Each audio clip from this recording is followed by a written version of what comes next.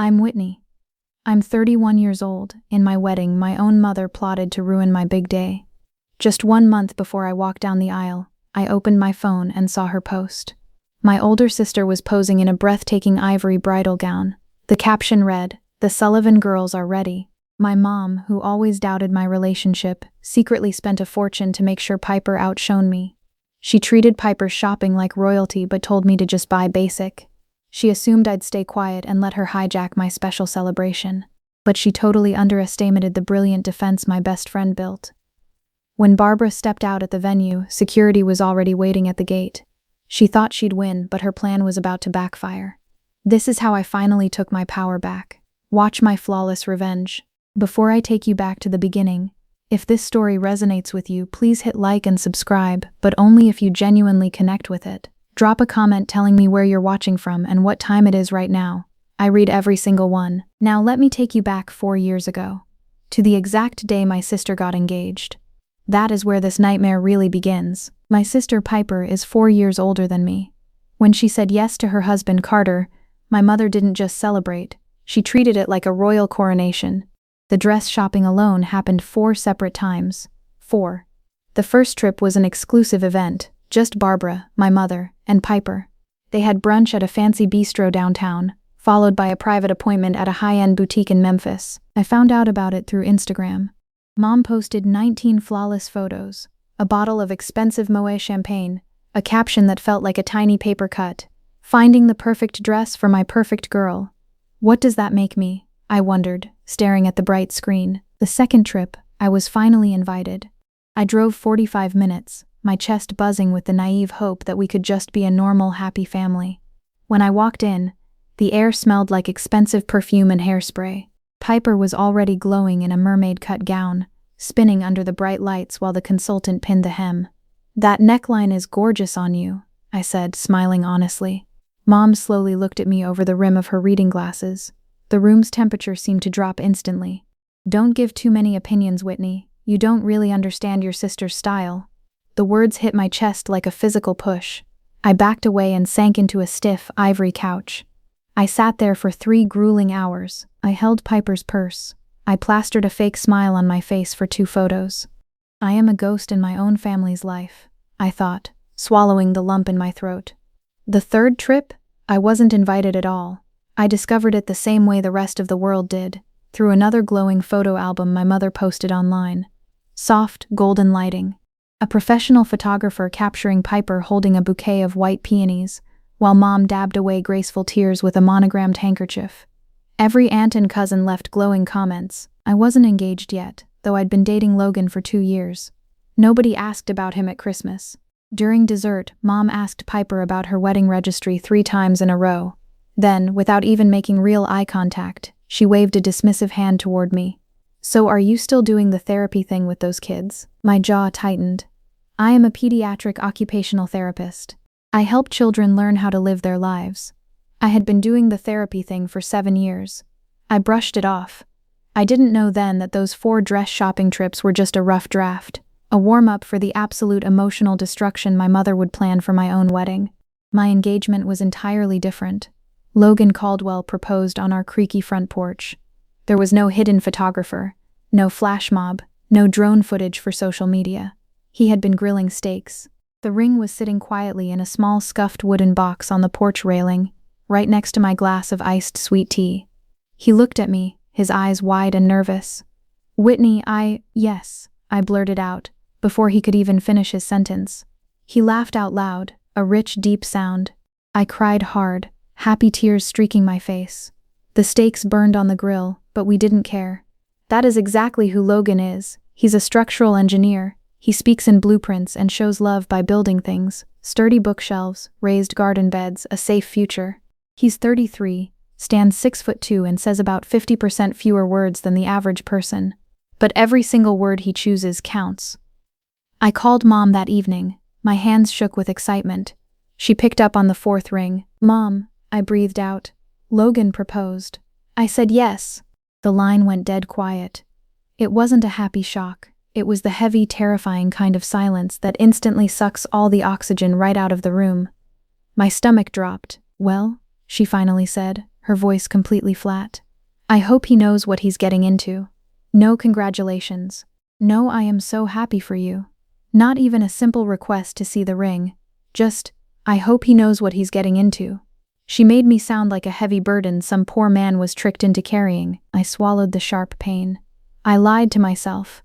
I told myself she was just surprised, that the mother who used to braid my hair before elementary school would eventually show up for me when it really mattered. Logan heard every single word. I had put the phone on speaker without thinking. He didn't say anything right away. I stood frozen in our kitchen, pressing my thumbnail so hard into my palm that it left a crescent-shaped mark. Later that night, sitting in the quiet dark on the edge of our bed, Logan reached out. He placed his warm, heavy hand on my shaking shoulder. "Your mom doesn't get to say that," he whispered firmly. "And you do not need her permission to be happy." I nodded slowly. I believed him about the second part. I wasn't brave enough yet to accept the first, but I was about to find out that my mother's cruel reaction on the phone wasn't just a bad moment. It was the quiet declaration of an all-out war. 3 weeks after the engagement, I tried again. I typed out a text, my thumb hovering over the screen. "Mom, would you like to come dress shopping with me? I'd love for you to be there." I hit send, my heart pounding a messy, hopeful rhythm. 4 hours passed. 4 long hours of staring at my phone, praying for a simple yes. Finally, her reply popped up. "Can't this weekend. Helping Piper with her kitchen remodel." A kitchen remodel over your own daughter's wedding dress. I closed my eyes, fighting back the sudden sting behind my eyelids. I tried again the following week. Same hopeful text, different empty day. This time her answer was longer. "It is burned into my brain. I have read it so many times I could easily recite it in my sleep. Just wear something simple. Whitney, this marriage won't last and you'll regret spending money on a dress you'll only wear once. Logan seems nice, but you two are so different. I'm saying this because I love you." I screenshot that message instantly. Not because I was building a case against her. I didn't have a battle plan yet. I took the picture because I desperately needed proof that I wasn't going crazy. I needed to see that the cruel words on my screen were real. My own mother had just told me my future marriage was already dead before I had even picked a venue. I went dress shopping without her. Morgan, my maid of honor and closest friend since our freshman year at Vanderbilt University, came with me. 2 kind co-workers from the hospital joined us. There was no sparkling champagne, no fancy photographer, no proud mother wiping happy tears in the tall mirror behind me. We drove to a quiet, mid-range bridal shop right off Interstate 40. The consultant's name was Pamela. She pulled 9 gowns. The 5th one was an A-line style. It featured a soft lace overlay, delicate cap sleeves, and absolutely nothing dramatic. I stepped onto the small wooden platform and looked at my reflection. Suddenly, I felt something heavy and painful crack wide open right in the center of my chest. Morgan stepped up beside me. "That's the one," she whispered softly. I broke down. I cried alone in the tiny fitting room for 7 solid minutes. "I am getting married. Why does it hurt so much?" Pamela gently handed me a cup of cold water and a tissue box. She didn't say a single word, which was exactly what I needed. I walked out, bought the dress myself, and paid in full. I honestly thought that horrible text was the worst thing my mother would ever do. I was wrong. She was just getting started. Within 2 months of the engagement, Barbara launched what I now call her narrative campaign. She called Aunt Hazel first. Hazel is her younger sister, the woman everyone in our family completely trusts because she teaches Sunday school and bakes the best pecan pies in Shelby County. Next, she phoned her other sister Kathy. Then she called Grandma Rose. The story Barbara spun was simple, clean, and a complete, total lie. Whitney is shutting me out. She chose her friends over her own mother. She didn't even invite me dress shopping. I am completely heartbroken. I found out because Hazel texted me on a normal Wednesday evening. "Honey, your mom is crying every night. Can't you just include her? She's your mother." I stared at that message, my blood boiling. I had invited Barbara 3 separate times. She declined every single offer and told me my marriage was doomed. But in her twisted version of reality, I was the villain. I was the cold, ungrateful daughter tearing our precious family apart. Then Aunt Kathy called, reciting the exact same script. "Your mom is devastated, Whitney. Just throw her a bone." I took a deep breath, trying to explain the truth. "I invited her," she said no.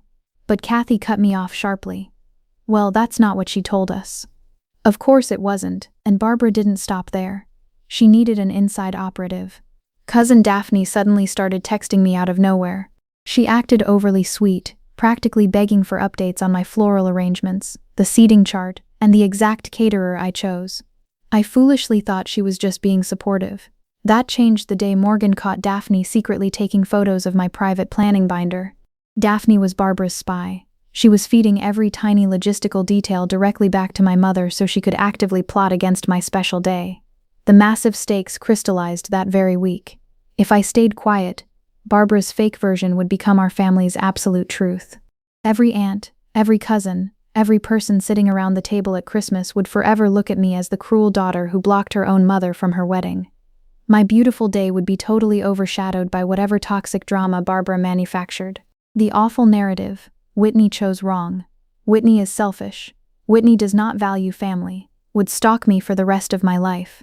I thought the spying was the ultimate betrayal, but I had no idea my mother was about to aim directly for my character, using a lie so twisted it would force me into a desperate corner. The notification pinged loudly in the quiet room.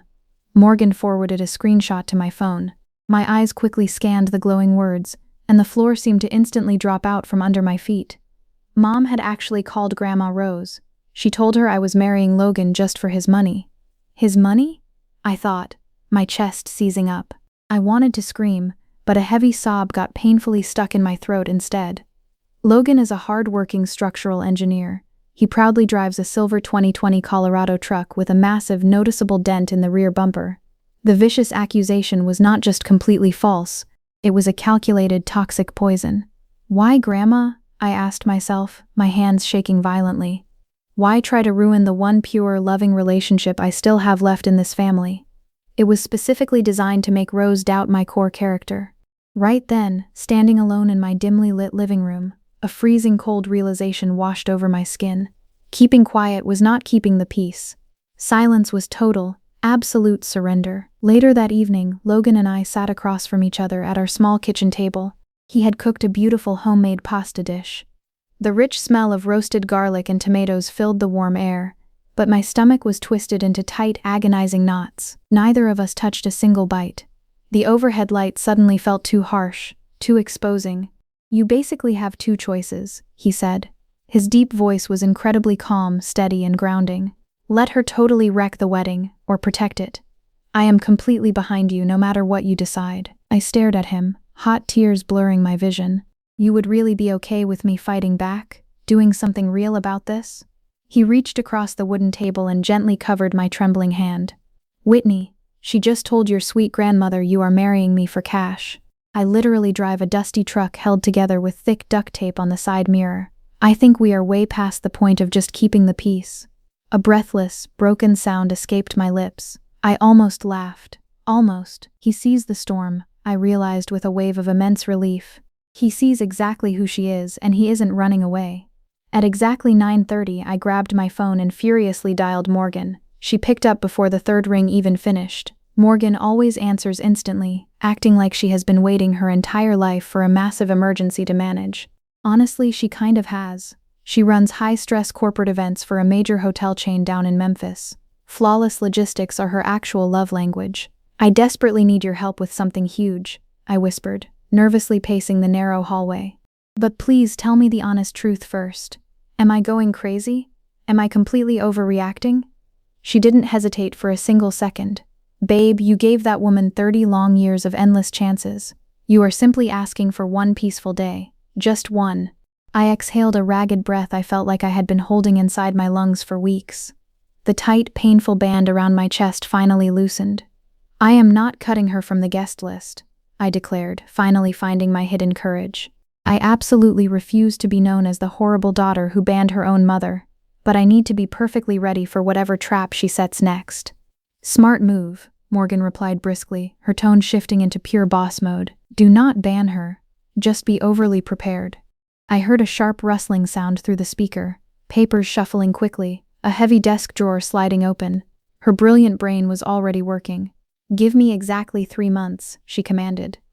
3 months to do what? I asked, my pulse quickening with anticipation. Just trust me, Whit. I do this intense stuff for a living.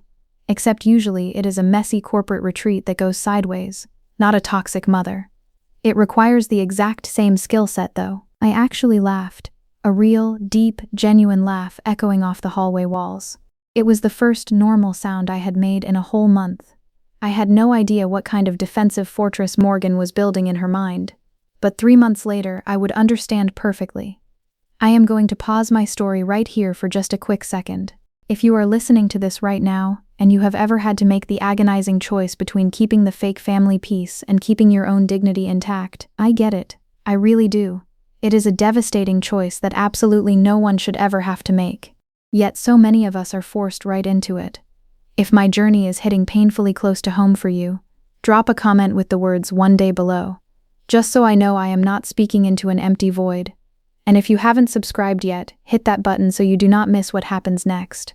Because the twisted, unbelievable stunt my mother pulled right before my wedding day would change our family forever. And it started with a single, emotionally explosive visit to her house. 7 weeks before the wedding, I drove directly to my mother's house. My hands gripped the steering wheel so tightly my knuckles visibly ached. I didn't call ahead. I couldn't risk her making up a fake excuse. I desperately needed to look her in the eyes and find out if there was any real, genuine love left for me. When I walked through the familiar front door, she was sitting comfortably at the kitchen table with Piper. The scene looked like a staged magazine cover. Hot tea steaming in delicate cups, a half-eaten lemon pound cake, and a thick, glossy catalog from an expensive home decor store open between them. It was just a perfectly normal Thursday for the two of them. I am a total stranger in my own childhood home, my brain whispered. Mom, I need to talk to you about the wedding, I stated, my voice shaking slightly. She didn't even bother to look up from the bright pages. What now? She sighed, clearly annoyed. I want you there, I pushed forward, refusing to back down. But I need you to actually support me, not constantly compete with me.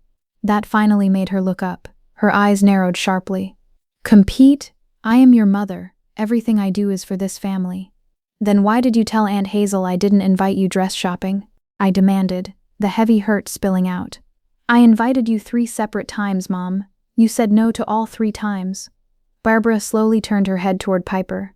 The movement was calculated, slow, and entirely deliberate. Do you see this? She asked the quiet room. This is what I deal with. Piper just stared down at the wooden table. She said absolutely nothing to defend me. I waited. I gave my mother plenty of space to respond like a normal parent. Space to say, "You're right, I should have come." Or even a simple, "I am sorry I said that awful stuff about your marriage." Anything. I just wanted a single crumb of accountability. Instead, her eyes dramatically welled up with forced tears. Her chin trembled on command, and she pulled the absolute worst, most painful card in the deck, the one I should have expected, but somehow never, ever get used to. You are turning everyone against me, she whispered fiercely. Your father would be so ashamed. A freezing cold numbness instantly washed over my entire body. My father died 7 years ago. He had a massive heart attack right in the middle of a local hardware store on a sunny Saturday morning. He was only 54 years old, and Barbara had just ruthlessly weaponized his tragic memory simply to win a petty argument at her kitchen table. I stood up abruptly. The wooden legs of my chair scraped loudly against the hard tile floor. Piper flinched at the sharp noise. I asked you a simple question, and you just answered it perfectly, I said, my voice eerily calm. Goodbye, Mom. I walked right out the door, got into my car, and drove exactly 5 blocks. Then my vision completely blurred. I quickly pulled over to the side of the road and just sat there, crying, with the engine running for 12 long minutes. It was the very first time in my entire life I had ever walked out on her mid-conversation. Sitting there wiping my wet cheeks, I already knew it wouldn't be the last. 12 days later, the real nightmare started. My phone suddenly rang at 7:50 in the early morning. It was Morgan. Check your mom's Instagram right now, she commanded urgently. I was still tangled in my warm bedsheets. Logan was in the shower, the water running softly in the background. I sleepily pulled up Barbara's public profile with one eye open. Instantly, both of my lungs completely stopped working. I forgot how to breathe. 14 new photos. The location tag was a luxury bridal boutique, definitely not the humble shop I had gone to. This was a wildly expensive, high-end place down on Broad Street. There was Piper, standing proudly on a velvet pedestal in front of a massive 3-panel mirror, and the dress. It was a floor-length, bright ivory masterpiece. It featured a plunging sweetheart neckline, heavy lace applique hand-stitched across the tight bodice, and sparkling beaded detailing sweeping along the bottom hem. A dramatic, cathedral-length train was folded neatly behind her on the viewing platform. This was not a standard guest dress. This was not just a nice, fancy outfit to wear to a family wedding. This was a literal bridal gown, full stop. The caption underneath read, "My beautiful girl is going to steal the show. So proud of this one." Sick to my stomach, I scrolled through the buzzing comments. Aunt Hazel wrote, "Gorgeous." Cousin Daphne commented, "Better than the bride." Barbara had proudly liked every single one of those toxic comments. She even heart-reacted to 3 of them. My hands were perfectly steady as I zoomed in tightly on photo number 5. The white tag was still visibly dangling from the delicate sheer sleeve. My breathing was not steady at all. $7,200. $7,200 for a white bridal dress my sister was planning to wear as a regular guest to my own wedding. The bathroom door clicked open. Logan walked out with a damp towel wrapped loosely around his waist. He stopped dead in his tracks when he found me sitting frozen on the very edge of our bed. I was gripping the phone so hard my knuckles turned white, wearing an expression he had never seen on my face before. "What happened?" he asked, his deep voice thick with instant concern. I didn't speak. I just silently turned the glowing screen toward him. He looked down at the pictures for exactly 6 ticking seconds. I watched his strong jaw tighten until a muscle ticked in his cheek. The gentleman I loved vanished, replaced by someone fiercely protective. "Okay," he said quietly, a dangerous, unwavering edge in his tone. "Okay." I picked up my phone again and hit Morgan's contact name. I didn't say hello. I just said one chilling sentence. "Start the plan." I had absolutely no idea what kind of explosive, flawless trap Morgan was about to set, but looking at that massive price tag, I knew there was no turning back. The adrenaline was pumping through my veins like a freight train. I picked up my phone and called Piper that exact afternoon. Every instinct in my body screamed at me to hang up, but I desperately needed to give her one final, fair chance. Not for her sake, for my own peace of mind, so that no matter what kind of ugly explosion happened next, I could stand perfectly still, look straight into my bathroom mirror, and say out loud, "I truly tried." She picked up on the 5th, agonizingly slow ring. "Hey Whitney," she began, a tense, breathless hitch catching loudly on the other end of the line. "I saw the dress Mom bought you." I squeezed my eyes shut against the harsh daylight pouring into my kitchen. "Piper, you absolutely know that is an ivory bridal gown, right? I am not crazy." Her voice went defensively small. "It is not white, it's just a light ivory color. Mom picked it out entirely on her own." "Piper, the dress literally has a cathedral-length train," I stated flatly, my heart hammering a chaotic rhythm against my ribcage.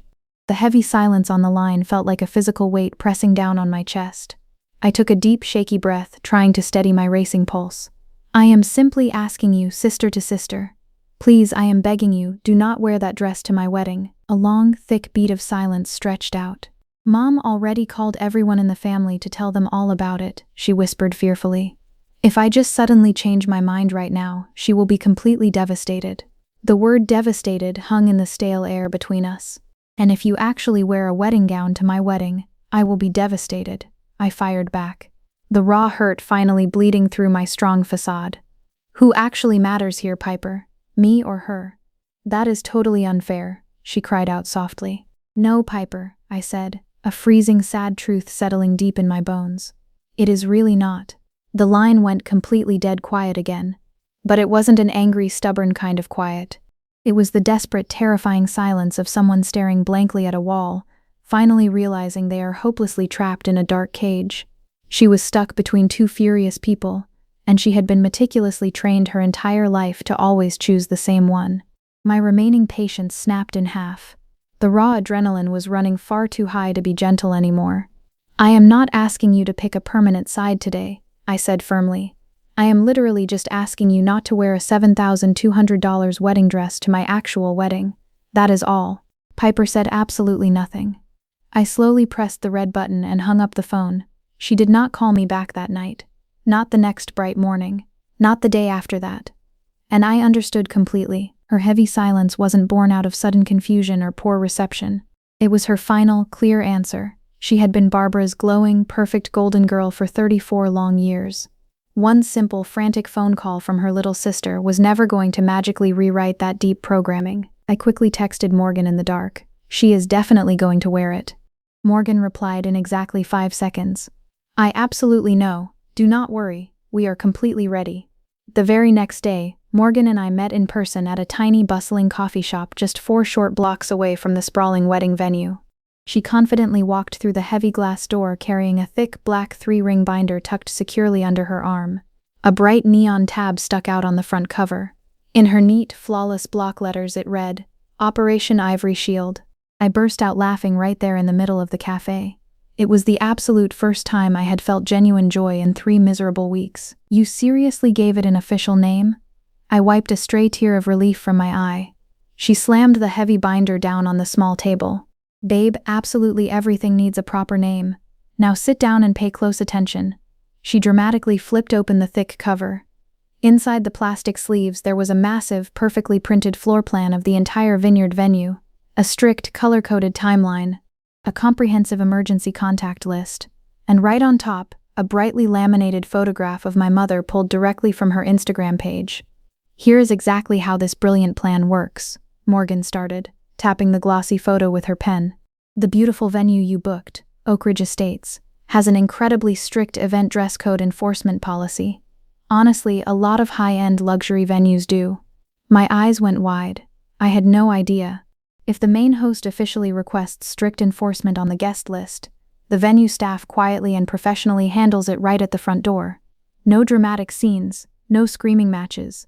They have successfully done this exact thing 100 times before.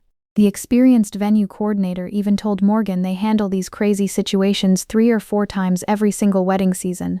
She actually said, and I quote perfectly, "You would be utterly shocked at how many toxic mothers desperately try to upstage their own daughters." The seasoned coordinator's name was Donna Reed, definitely not the famous singer.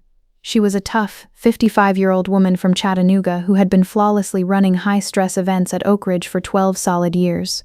Morgan had already completely briefed her on every single horrible detail of my mother's grand plot. The brilliant plan was incredibly clean and totally unarguable. A tasteful backup dress, a beautiful dark navy color in Piper's exact size, would be securely kept inside a zipped garment bag at the main reception desk. If Barbara or my sister arrived wearing that massive ivory gown, the trained staff would swiftly intercept them right at the front gate. They would calmly explain the strict dress code rules and politely offer the immediate change option. If they peacefully accepted the navy dress, they were totally welcome to come in. If they stubbornly refused, security would immediately, without hesitation, escort them straight back out to the dusty parking area. No arguing, no tense negotiation, just firm, unshakable policy. Am I honestly going too far with this? I asked, my nerves suddenly fluttering. Morgan decisively slapped the thick binder closed with a loud snap. Going way too far is casually spending $7,200 on a massive bridal gown just so your favorite daughter can publicly humiliate your other daughter at her own wedding. She quickly flipped to the very last, hidden page. And this right here is Plan C, just in case your mother wildly switches her toxic tactics at the very last minute. You seriously thought of that too? I stared at her in total awe. She grinned sharply. Babe, I literally run chaotic events for a living. I thought I was finally fully prepared, but as the clock relentlessly ticked down to my wedding day, an unexpected phone call would completely shake the foundation of everything I thought I knew about my family's dark history. Exactly 4 weeks before my big day, my phone buzzed loudly on the nightstand.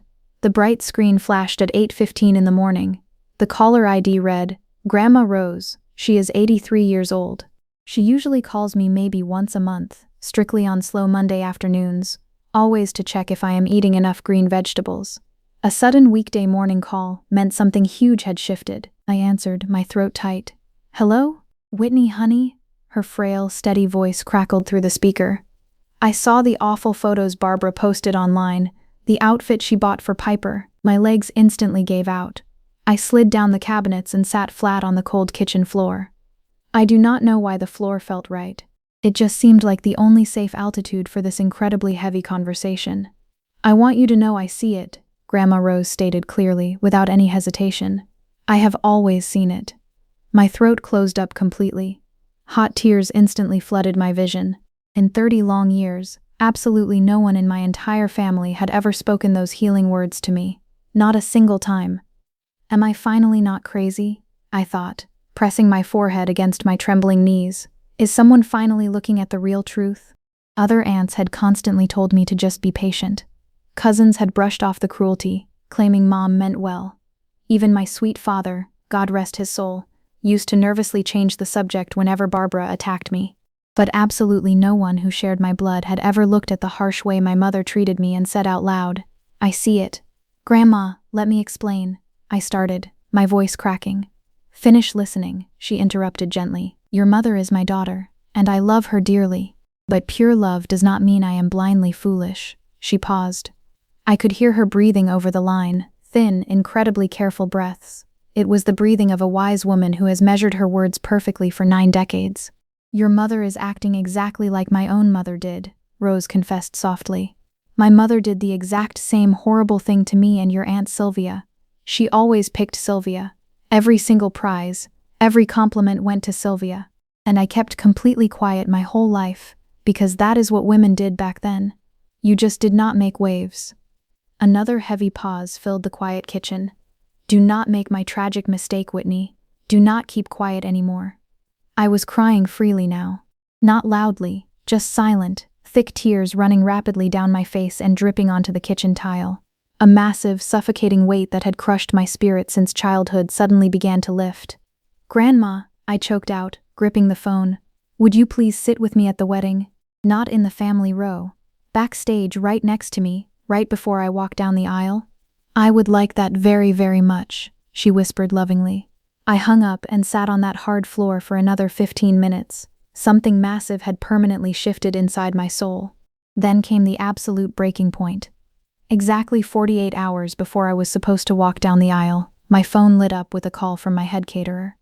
"Hi, Whitney," the cheerful woman said. "I just need to quickly confirm the complete cancellation of the massive dinner menu your mother requested." The warm blood instantly drained right out of my face. My knees totally buckled beneath me. "What did you just say?" I gasped. "Your mother called an hour ago. She clearly stated the entire wedding was called off." I could not breathe. My vision swam with dark spots. It wasn't just about a stupid white dress anymore. Barbara was actively, maliciously trying to destroy the entire event itself. She wanted to starve my guests just to prove she held the ultimate power. I dropped the phone, gasping desperately for air as a full-blown panic attack violently seized my chest. Logan rushed into the room and caught me before my head hit the ground. He held me tight, anchoring me to reality. Morgan arrived at our house in 6 minutes flat. She didn't offer empty comforts. She went straight to war. She spent the next 3 breathless hours screaming on the phone, fiercely threatening lawsuits, pulling legal contracts, and personally driving a rented van down to the caterer's prep kitchen. She physically secured our down payment and forced them to reinstate the entire menu. The rehearsal dinner was the night before the ceremony. We booked a cozy, small Italian place near the venue. 35 close people, long wooden tables pushed together, warm string lights glowing brightly over the outdoor patio. Barbara arrived exactly 25 minutes late. She walked in the way a selfish person walks when they demand every single head in the room to turn. Slow, calculated steps, chin tilted high, a dramatic slight pause right at the doorway. She was wearing all white, not the massive ivory gown secretly reserved for tomorrow. This was a crisp, tailored white pantsuit, paired with shining pearl earrings and sharp heels that clicked loudly on the floor. It was a sick warm-up act. Logan's lovely mother, sitting directly across from me, raised one single eyebrow in pure disgust, but said nothing. The dinner went fine for the first 2 hours. Then, someone foolishly handed Barbara a microphone for the family toasts. She stood up gracefully, smoothed her pristine jacket, and smiled widely at the captive room. "I just want to truly say, I pray this marriage works out for Whitney." She dramatically pressed her hand flat against her chest. "God knows she desperately deserves a lucky win after everything she's been through. Everything she's been through." She spoke like I was a pitiful charity case. Like my beautiful life was just a sad string of tragic losses, and this wonderful wedding was merely a cheap consolation prize. "And Piper, honey," Barbara turned to my sister, "you look absolutely stunning tonight, as always." The entire room went dead still. Metal forks paused awkwardly in mid-air. Someone coughed nervously into a cloth napkin. Logan's large, warm hand found mine hidden under the table. He squeezed my fingers once, incredibly hard. I looked across the table. Morgan had her cell phone angled low against her water glass. She was recording the whole speech, not to threaten anyone later, but just to have an undeniable record in case Barbara later decided to completely rewrite what happened here. Barbara proudly sat back down. She picked up her crystal wine glass and took a long, incredibly satisfied sip. The glowing pearl earrings caught the overhead string lights. She smiled like she had already won the ultimate victory, but she had absolutely no idea what I was preparing to say to her in the dark parking lot just moments later. I was walking alone to my car when she finally caught me. It was in the dim parking lot right behind the Italian restaurant. Loose gravel crunched loudly under my shoes. Hidden crickets chirped endlessly in the dark bushes. It was the specific kind of heavy Tennessee night where the warm air sits damply on your bare skin like a thick, heated cloth. "Just let me leave in peace," I prayed silently, fumbling for my car keys. "Just give me this one night. Whitney." I froze, then slowly turned around. Barbara was standing directly under the single working lamppost. Her arms were tightly crossed. In the yellowish light, that crisp white pantsuit practically glowed against the dark night. "I know you told Piper to change her dress," she stated flatly, her eyes narrowing. "She told me absolutely everything." "I simply asked her," I corrected, keeping my voice surprisingly steady. "I didn't tell her to do anything." Barbara took a threatening step closer. Her tone dropped into a low, venomous hiss that made the tiny hairs on my arms stand up. "If you dare embarrass me tomorrow, I will personally make sure everyone in this entire family knows exactly who you really are." I just looked at her. I took in the harsh lamplight, the shining pearl earrings, and that rigid jawline set the exact way it always gets when she has already decided how our conversation will end. "And who exactly am I, Mom?" I asked. I pushed the brave question out like a daring challenge. She spat one single word, delivering it like a heavy judge's verdict. "Ungrateful." The hidden crickets just kept singing. A random car slowly pulled out of the lot behind us, its bright headlights sweeping blindly across the dusty gravel. Neither of us moved a muscle. I have been called a lot of painful things by this woman over the decades. Overly dramatic, too sensitive, difficult, but ungrateful was the one cruel weapon she always reached for when she truly wanted to draw deep blood. It implies a massive, unpaid debt. It meant she firmly believed my entire existence was just a giant favor she did for me, and I hadn't paid her back enough yet. I refused to look away. I held her furious gaze. "Then I guess you have already made up your mind about what kind of mother you want to be tomorrow." I didn't wait for a reply. I quickly turned around, walked straight to my car, got inside, and firmly closed the heavy door. I pulled out of the lot without ever checking my rearview mirror. 5 blocks away, my hands shaking on the steering wheel, I called Morgan. "She is definitely wearing it," I breathed out. "Activate everything." Morgan's voice was completely calm and deeply professional, like a brave soldier who had been patiently waiting in the trenches for this exact command. "Already on it, babe. Donna is briefing her entire security team right now." 15 short hours until I walked down the aisle, and I finally knew exactly what was going to happen. The chaos attempted to strike early. At exactly 6 a.m., on my actual wedding day, my cell phone rang sharply. The glowing screen said Daphne. "Whitney, you need to rush to the house right now," Daphne yelled frantically. "Your mom is having severe heart palpitations. Piper is calling an ambulance. We might need to go straight to the ER." The hotel room briefly spun. My stomach lurched. But then a sudden wave of freezing clarity washed over my brain. It is a trap. This was the ultimate desperate distraction play. A completely fake health crisis designed to steal my entire morning, pull focus, and force me to foolishly abandon my own bridal prep. I gripped the hard edge of the bathroom vanity. My knuckles turned stark white, but my voice remained completely devoid of any panic. "Call the ambulance, Daphne," I barked firmly into the receiver. "I truly hope she feels better, but I have a wedding to get to." I hung up. Exactly 30 minutes later, word reached us of a sudden, miracle recovery. No ER visit, no sirens, just a pathetic, failed attempt to violently hijack my special day. The timeline of that morning felt like a blur, but the details are burned into my soul. By 5:50 a.m., the bridal suite at Oak Ridge Estates already smelled strongly of sweet hairspray and fresh roasted coffee. Morgan stood right behind me, expertly working a hot curling iron. Outside the large glass window, endless rows of lush grapevines caught the very first beautiful gray light of dawn. "Donna just confirmed," Morgan announced, smoothly wrapping a blonde section of my hair around the hot barrel. "2 trained staff members are officially posted at the front gate from 3:30 onward." They have clear printed photos of both Barbara and Piper. The backup navy dress is hanging inside a garment bag at the front desk. Morgan met my nervous eyes in the mirror, and if she refuses to change, security will walk her straight back to the parking area politely. Donna's exact words were, "We do this with total grace. This is a classy vineyard, not a cheap nightclub." I looked deeply at my own reflection.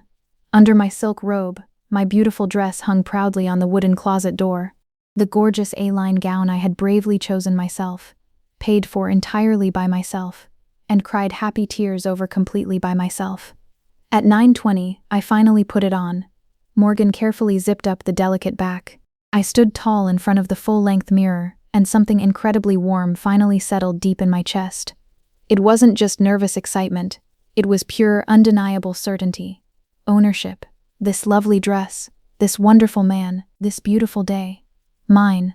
Suddenly, Morgan's phone buzzed sharply on the table. She quickly glanced down, her eyes narrowing. She silently held the bright screen toward me. It was Barbara's newest Instagram story. A smug selfie of her and Piper, both dressed entirely in glowing ivory, posing together in Barbara's sunroom. The arrogant caption proudly declared, "The Sullivan girls are ready." I looked at the toxic picture for exactly 4 seconds. I took a deep breath and let it slowly exhale through my nose. "Okay," I whispered. They were coming dressed for a war, but they had absolutely no clue they were walking straight into an inescapable, perfectly designed fortress. Morgan pocketed her phone. "Okay." She squeezed my tense shoulder with a fierce, protective grip and silently left the room to check the seating chart one last time. I stood at the large glass window entirely alone. My heart felt incredibly full, but a tiny sliver of nervous fear still danced in my stomach. The sprawling vineyard stretched out beautifully below me. Rows of crisp white chairs were arranged perfectly in a wide crescent shape on the bright green grass. A stunning wooden arch stood at the very front, wrapped tightly in fresh eucalyptus leaves and soft white roses. Logan was out there somewhere in the warm afternoon air, probably triple-checking the outdoor speaker system just to make sure everything was completely flawless. The ceremony officially started at 4:30. Barbara arrived at 4:15. She had never been early for a single important event in my entire life, but today was very different. Today she desperately wanted an audience. I know a lot of you listening right now are probably asking, do I regret what happened next? The short, honest answer is absolutely no.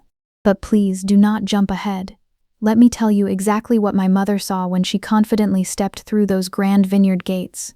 If you have made it this far, you are patient like me. Hit that like button so I know you are still here, standing firmly by my side. And please share this video with someone who really needs to hear a story about finally surviving family toxicity. Now, let's get back to the wedding. 4:15 p.m. I wasn't waiting anxiously at the gate. I was safely hidden away in the bridal suite, exactly where a happy bride was supposed to be. Morgan had strategically positioned herself near the main entrance with a crystal-clear sightline. She texted me every single detail in rapid real-time. Silver Lexus pulling into the gravel lot. My glowing screen flashed. The heavy car door swung open. One expensive, bright ivory heel hit the dusty ground, then the other. Barbara stepped out into the blinding sunlight in the full, shocking glory of that $7,200 dress. The plunging sweetheart neckline. The thick beaded lace sparkling in the daylight. The heavy bridal hem literally brushing the dirty gravel as she walked. Piper followed closely behind her. She was also wearing ivory, in a slightly simpler cut, but it was still unmistakably bridal adjacent. But here is where Morgan's sheer brilliance truly shined brightest. My mother and sister hadn't even made it to the main courtyard yet. Morgan had secretly set up a preliminary welcome checkpoint, right at the valet drop-off. She wanted to make absolutely sure this sick circus spectacle was entirely contained before it ever reached the seated guests on the lawn. A few early guests mingling near the parking area instantly turned their heads. A few people visibly whispered behind their hands. One of Logan's older cousins actually stopped talking mid-sentence, his jaw dropping open in pure disbelief. Barbara smiled widely.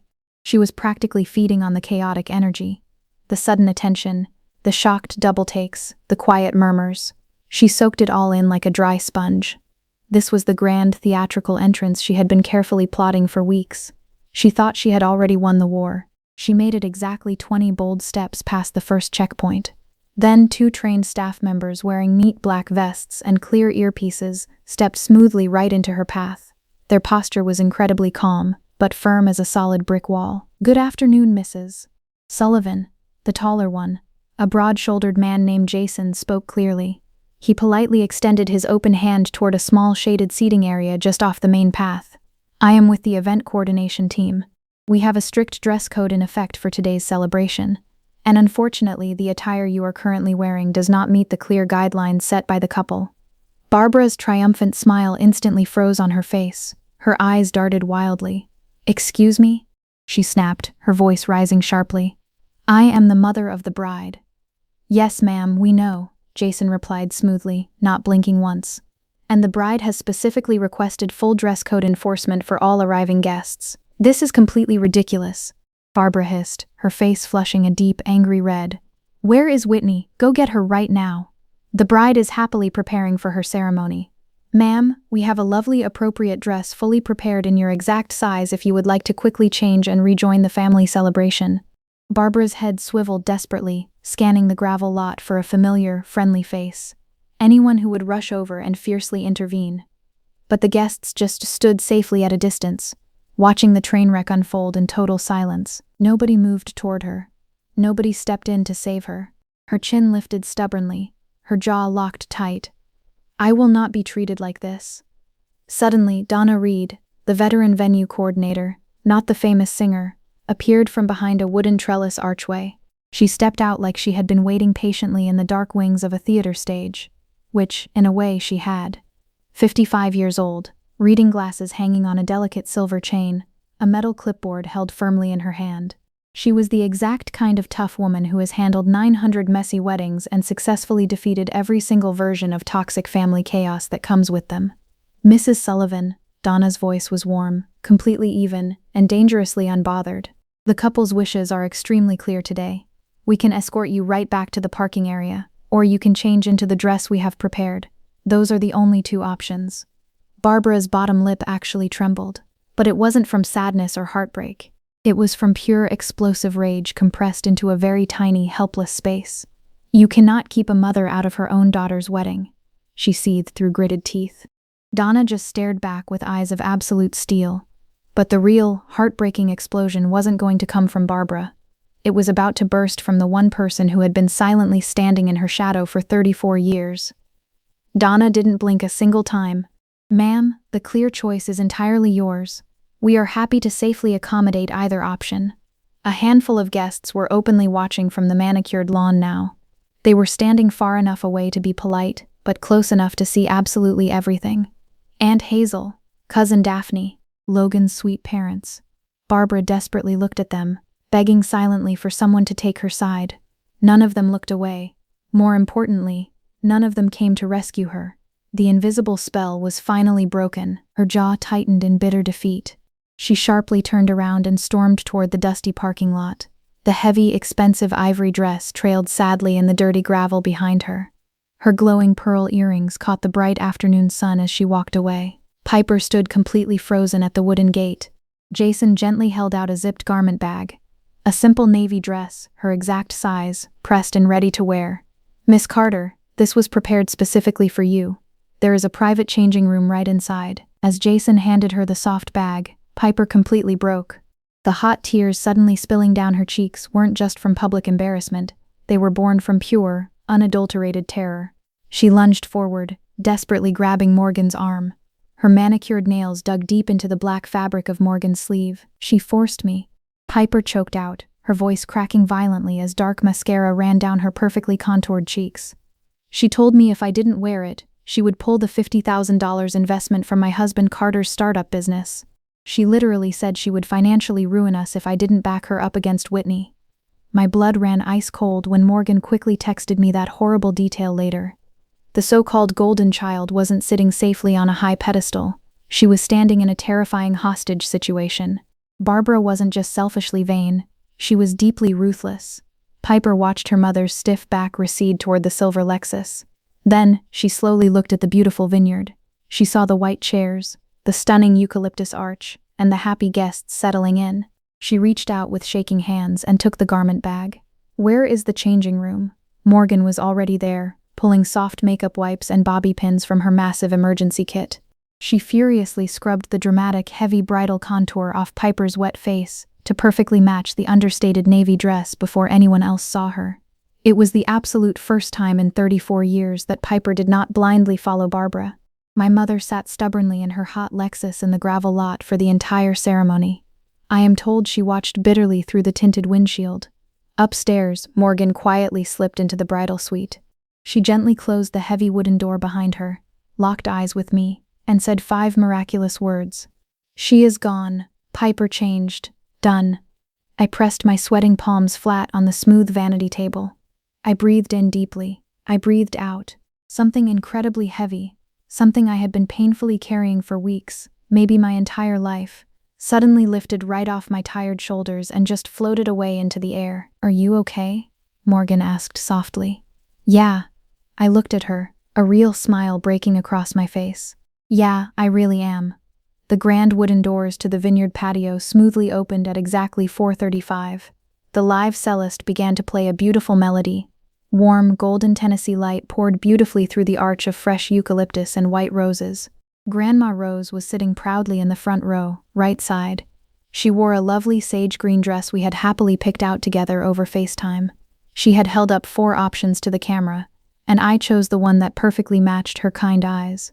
When she saw me step into the sunlit doorway, she pressed both hands tightly over her mouth, and her frail shoulders shook with happy tears. I walked down the long grass aisle completely alone. No one gave me away, because I wasn't a piece of property for anyone to give. Logan stood tall at the very end. His dark tie was slightly crooked. His large hands were clasped tightly in front of him, and his right thumb was nervously tapping his left knuckle. It is the sweet thing he always does when he is desperately trying not to cry. Piper sat quietly in the 4th row. She wore the navy dress. Her eyes were red-rimmed, but her face was finally steady and calm. The decorated chair beside Grandma Rose, the honorable one that should have held my mother, was completely empty. I didn't even look at it. I kept my eyes locked directly on Logan. His vows were exactly 9 sentences long. The very last one was, "I choose you, not the easy version, the real you, every single day." Mine were even shorter. "I spent my whole life waiting for someone to finally show up for me. You did, and I am officially done waiting for anyone else." We kissed. The joyful guests stood and cheered, walking happily back down the aisle as a married couple. I briefly glanced through the far venue window. A silver Lexus was still parked angrily in the dusty gravel lot. I simply turned my head forward, smiled brilliantly, and kept walking into my new life. The lively reception started at 6 o'clock under a massive white tent. Twinkling string lights glowed warmly. Glass mason jars overflowed with bright wild flowers. A fun bluegrass trio that Logan's old college roommate put together played lively music. It was the magical kind of evening where the night air smells like sweet honeysuckle and warm bread, and you happily forget for whole stretches of minutes that the harsh outside world even exists. I danced until my feet hurt. I laughed, really, truly laughed. Not the fake, polished kind I had been exhaustingly performing for months. Logan proudly twirled me twice during our romantic first song, which was not choreographed at all, and was slightly offbeat, and it was absolutely perfect. Morgan gave her amazing maid of honor speech at 6:45. She talked warmly about our tiny freshman dorm room and the hilarious time I accidentally set off the screeching fire alarm trying to make cheap ramen noodles at 3 a.m. She talked about watching me bravely build a medical career I truly love, find a wonderful man who deeply sees me, and perfectly plan a beautiful wedding that was mine from start to finish. She didn't mention Barbara, not a single time. There was no petty shade, no pointed absence. Barbara simply had absolutely no role in the beautiful story of our long friendship. Later, near the sweet dessert table, I noticed Piper nervously checking her phone. She looked at the glowing screen, sighed, and set it face down on the white tablecloth.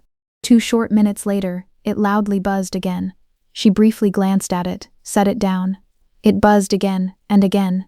The 5th time, Piper slowly picked up the heavy phone, held it for a tense moment, and completely powered it off.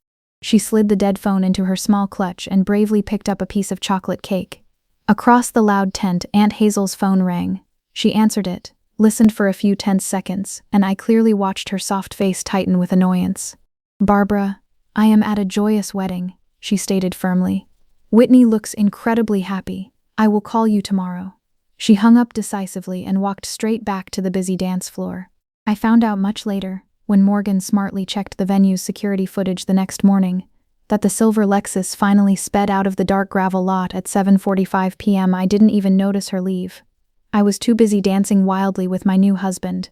Barbara's desperate phone campaign officially started before 1 p.m. the very next day.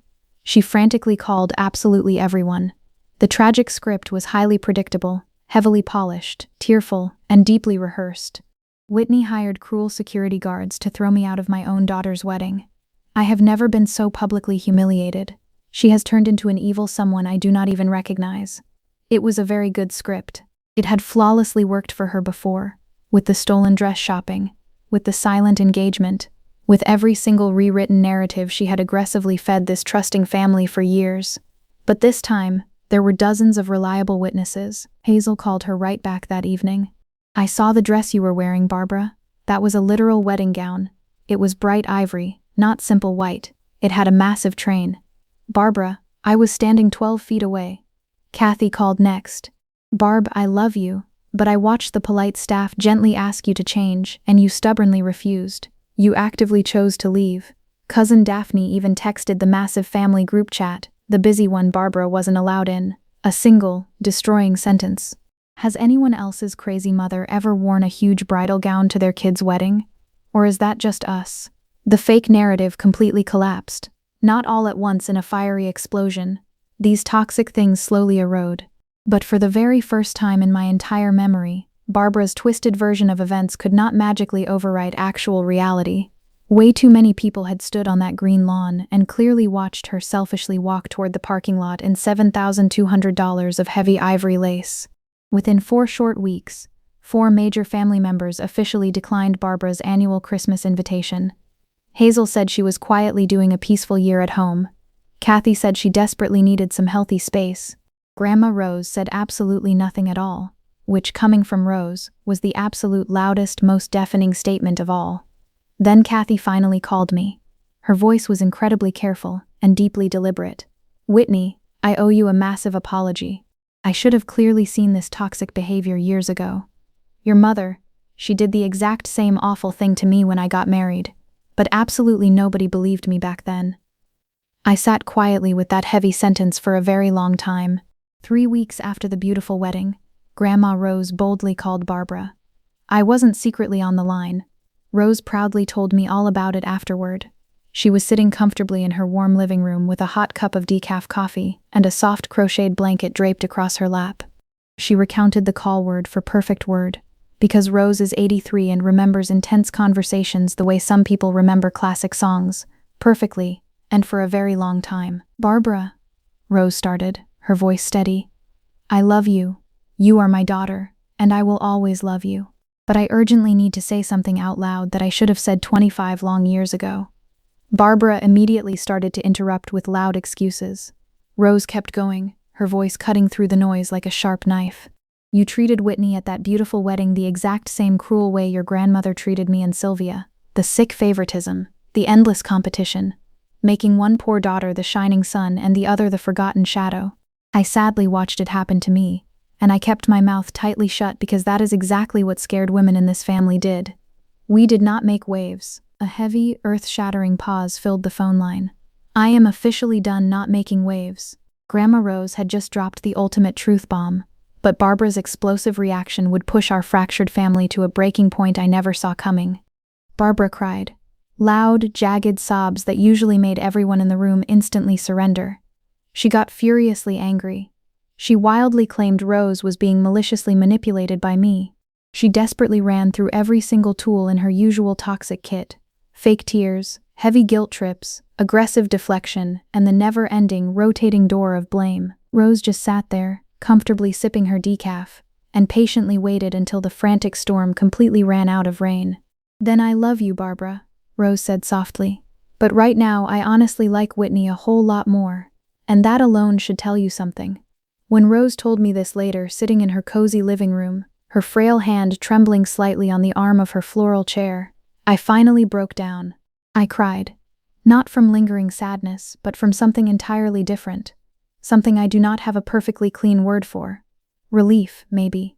or the incredible feeling of a heavy iron door finally swinging wide open after you have been desperately pushing against it your entire life, only to suddenly realize it was actually unlocked the whole time.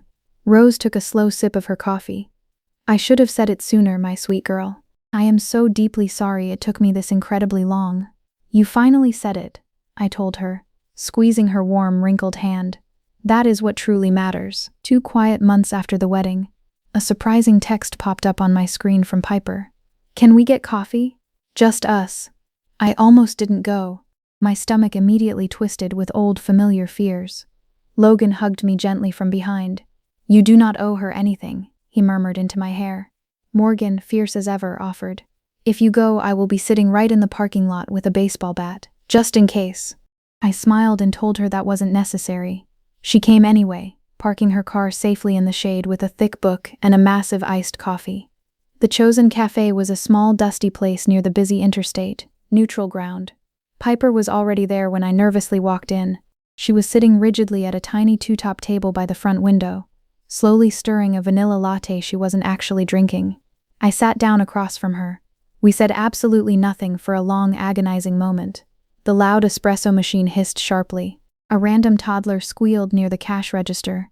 Completely normal sounds for an incredibly abnormal, heavy conversation. Piper finally spoke first, her voice barely a whisper. I should have said no to that awful dress. Yes, I agreed softly. No sugarcoating. I just didn't know how. I know, Piper. She wrapped both trembling hands tightly around her ceramic mug like it was keeping her from freezing. She called me 15 times right after she furiously drove away from the beautiful venue. 15? I blinked in shock. She screamed that I completely ruined her life. Piper looked up, her mascara perfectly intact today, but her eyes looked older, totally exhausted. And what do you actually think? That massive question hung suspended in the warm air between us. Piper stared down at her latte. The sweet foam had gone completely flat. I think she ruined her own special day. And she almost selfishly ruined yours. I let that profound sentence sit there. I didn't rush to nervously fill the silence. I didn't offer cheap, fake comfort. She desperately needed to hear her own brave words echo back at her.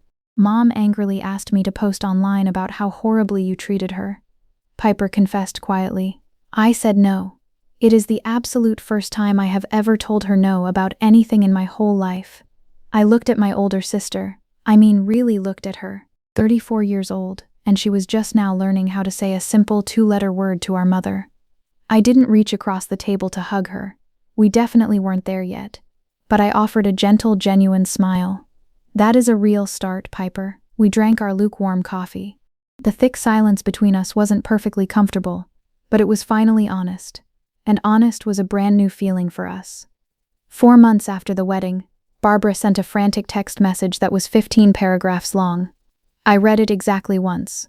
The manipulative phrase, "Sorry if you felt hurt," appeared 3 sickening times.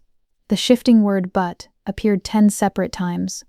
The healing words "I was wrong" appeared 0 times. I didn't quickly text back. Instead, I pulled out crisp stationery and wrote a real letter by hand on paper. No more glowing screens, I decided. No more hiding. It took me 5 exhausting drafts. The first one was wildly angry. The second was freezing cold. The third was way too long. The fourth was finally right. Mom, I love you. I will always be your daughter. But I need you to deeply understand something right now. I will never again let anyone, including you, make me feel like I do not wildly deserve my own happiness. If you want to be in my new life going forward, it absolutely starts with honesty. Not just about the wedding dress, but about everything. About the sick favoritism. About the cruel things you said about my marriage. About the long years of making me constantly feel like I was somehow less than Piper. I am not asking you to be perfectly flawless. I am just asking you to be real. I left the sealed envelope on the kitchen table for 4 days. Logan read it quietly and didn't change a single word. Morgan read it over FaceTime. She nodded firmly and said, "Send it." I dropped it in the mail on a sunny Friday. Barbara didn't respond for 3 agonizing weeks. 21 days of total, heavy silence. I didn't chase her. I didn't send a desperate follow-up text. I didn't call Aunt Hazel to nervously ask if Mom had gotten the letter. I just lived my beautiful life and waited. Then, my phone finally rang. Barbara's familiar name flashed on the screen. "Can we have lunch?" Her voice sounded smaller, stripped of its usual grand royalty. I deliberately let the silence hang for 3 long seconds, powerfully reclaiming my own space. "Yes," I finally answered, "but I picked the exact restaurant." She paused. "Okay." We met at a quiet place downtown the following Sunday. Barbara actually arrived exactly on time, which for her was nothing short of extraordinary. She was wearing a lovely understated navy blouse and simple gray slacks. Not bright ivory, not glaring white. Navy. Neither of us mentioned the clothing choice, but I absolutely noticed. It was a silent, waving white flag. So that is the complete story. All of it. I am telling it to you right now, 8 wonderful months later, sitting peacefully in the beautiful house Logan and I proudly bought together. I have a mug of coffee that has gone completely cold, and my favorite wedding photo is resting on the wooden shelf right behind me. In the framed photo, I am laughing with my whole chest. Logan's dark tie is still charmingly crooked. Grandma Rose is clearly visible in the front row, softly dabbing her happy eyes with a tissue. There is a glaringly empty chair in that photo. I refuse to crop it out. It is a vital part of the story. I didn't tell you all this so you would violently hate my mother. Barbara is incredibly complicated, deeply damaged, and she is still my mom. I shared this because for a very long time, I foolishly believed that loving your family meant silently swallowing absolutely everything. I thought keeping the peace meant forever absorbing every cruel slight, every unfair comparison, and every painful dismissal. I truly believed that if I just tried a little harder, gave a few more chances, and was a little more patient, she would finally see my worth. I was completely wrong about that, and letting go of that toxic belief was the hardest, most agonizing thing I have ever done. Harder than planning the wedding, harder than writing the letter, harder than watching her storm off to that dusty parking lot. Here is what I finally learned. Boundaries are not brick walls, they are simply doors. You alone get to decide who walks through them, and exactly on what terms. My mother and I are still slowly figuring it out. It is absolutely not perfect. It is definitely not a clean, neat movie ending. But for the very first time in my life, she fully knows that I will not instantly bend just because she cries fake tears. And for the first time, I finally know that I am totally allowed to fiercely protect my own joy without ever asking for permission. Oh, and the $7,200 ivory dress. Piper nervously tried to return it right after the wedding. The high-end boutique strictly refused to take it back. It is currently hanging quietly in the very back of Barbara's dark closet right now. I honestly think that is the most fitting, poetic reminder there is. If you are currently standing right at that terrifying line between keeping the fake family peace and keeping your own precious sanity, I desperately want you to know something. You deserve to finally choose yourself, at least once. That is my crazy story, but I have a sneaking feeling it might be yours too. If you have ever had to set a firm boundary with someone who was supposed to love you unconditionally, drop the words "my door" in the comments below. I promise I read every single one. And if you want more raw stories exactly like this, hit subscribe and turn on your notifications. There is another shocking video waiting for you right in the description box below. A wild family inheritance story that will literally make your jaw drop. Thank you so much for being here. Thank you for truly listening. I will see you in the next one.